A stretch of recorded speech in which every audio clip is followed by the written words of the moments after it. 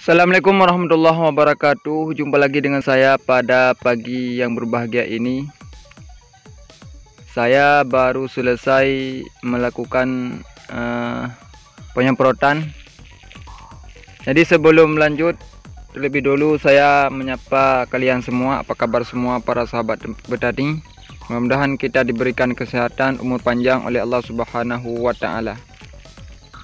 Jadi pada kesempatan kali ini saya membuat konten ini cabai yang setelah kemarin saya melakukan pengocoran.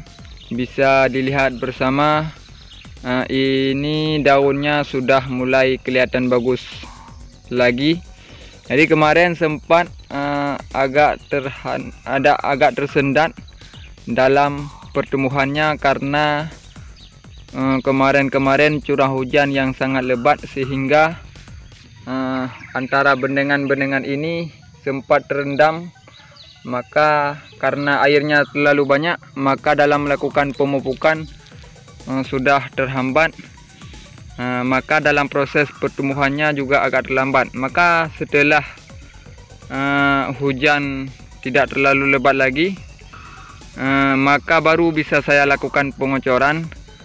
Kemudian di saat setelah melakukan pengocoran baru mulai kelihatan bagus, mulai kelihatan cabainya sudah mulai membaik lagi.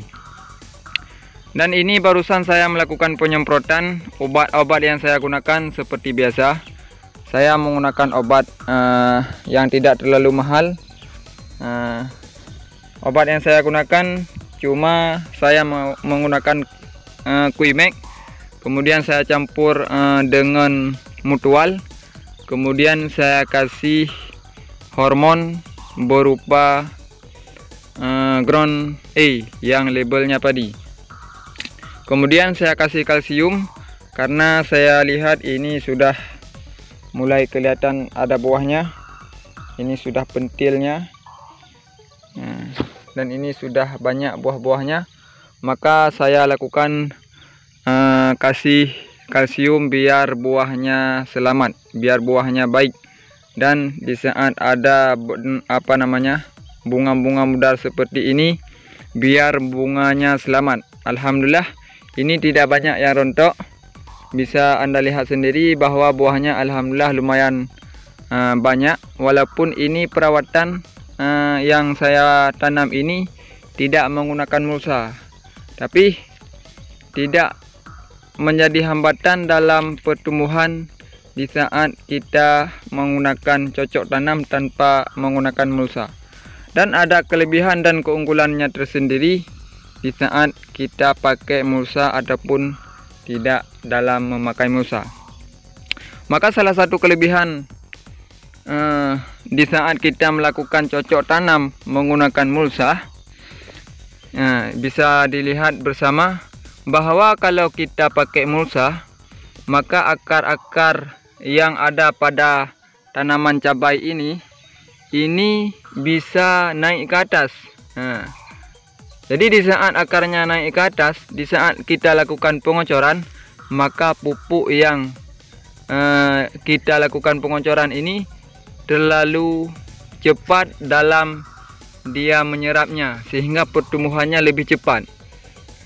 Tapi kalau tanpa menggunakan mulsa seperti ini, ini tanpa menggunakan mulsa, maka akar-akarnya tidak kelihatan sama sekali pun. Maka di saat kita lakukan pengocoran, kita harus terlebih dahulu menyiram dulu sedikit biar tanahnya lembab. Kemudian di saat sudah mulai kering sedikit, baru kita lakukan pemupukan biar nanti pupuknya mudah dan cepat teresap oleh akar-akar yang ada di setiap batang tanaman cabai ini. Maka itulah kelebihan dan keunggulan di saat kita melakukan cocok tanam tanpa menggunakan mulsa. Oke kawan-kawan, bagi yang baru bergabung di channel ini, jangan lupa menekan tombol like dan subscribe biar channel ini bisa memberikan makna dan arti untuk kita semua.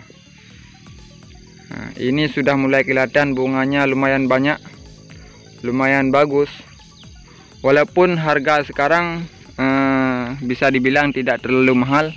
Kalau daerah kami harganya per kilo sekarang 15.000, tapi tidak menjadi hambatan dan halangan dalam kita bercocok tani.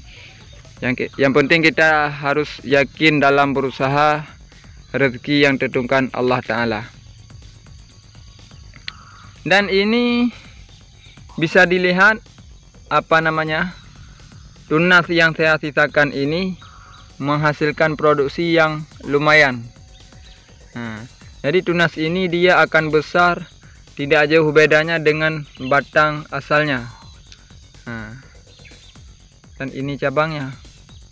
Dan ini bisa dilihat lagi, ini batangnya dan ini tunas yang saya sisakan. Dia sudah mulai besar juga. Maka kalau kita cabut tunas ini, maka yang menghasilkan produksi dari cabai ini cuma dari cabang terbelah dua ini saja. Tetapi ada kelebihan dan keunggulannya tersendiri. Kalau kita tidak menyisakan tunas, seperti ini kita sisakan tunas semua. Jadi kalau kita tidak melakukan tidak menyisakan tunas, maka cabang-cabang terbelah dua ini dia akan membesar dan meninggi, lebih tinggi ketimbang kita sisakan tunas. Kenapa begitu? Karena di saat kita melakukan tunas ini kita sisakan, maka proses pertumbuhannya akan terbagi-bagi. Dia akan tumbuh dalam menghasilkan produksi dalam cabang dua ini sedikit, dan dalam cabang-cabang ini sedikit. Maka ada kelebihan dan keunggulannya tersendiri. Tapi kalau kita sisakan tunas, maka setiap bendengan ini lebih cepat dalam tertutup bendengan ini.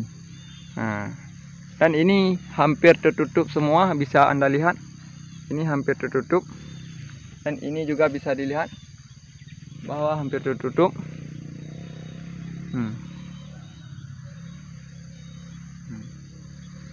Mungkin sekitar seminggu lagi ini sudah tertutup. Dan ini kekurangan kalau kita tanpa memakai mulsa, rumputnya banyak yang berkeliaran, gulmanya. Oke kawan-kawan, cukup sekian dulu video saya pada hari ini. Jangan lupa tekan like dan subscribe. Saya akhiri, kalau ada salah mohon maaf dan khilaf, dan boleh dikomen di kolom komentar. Mudah-mudahan ini bisa menjadi channel yang bermanfaat untuk para sahabat petani. Oke, cukup sekian, saya akhiri. Assalamualaikum warahmatullahi wabarakatuh.